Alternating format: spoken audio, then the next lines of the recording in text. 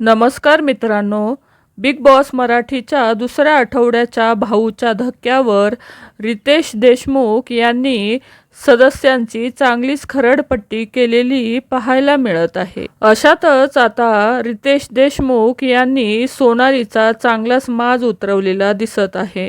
रितेश भाऊंनी सोनालीची चांगलीच कान उघडणी केलेली पाहायला मिळत आहे। इतकंच काय तर सोनालीला घराबाहेर काढण्याची सुद्धा वॉर्निंग त्यांनी दिली आहे। भाऊच्या धक्क्यावर रितेश म्हणताना दिसतोय की तुम्हाला शेणाच्या दाराखाली उभं राहायचं नाही तर तुम्ही इथे आलाच कशाला। त्यावर सोनाली रितेशला उलट उत्तर देताना म्हणते की मी हा टास्क खेळणार नाही।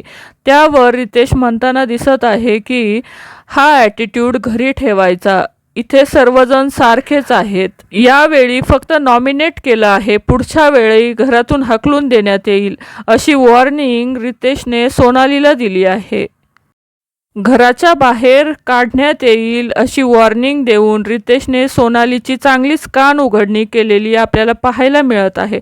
तर मंडळी, तुमची या संदर्भात काय प्रतिक्रिया आहे ते नक्की कमेंट करून सांगा। मालिका विश्वातील अशाच नवनवीन अपडेट जाणून घेण्यासाठी आपल्या चॅनलला नक्की सबस्क्राईब करा। धन्यवाद।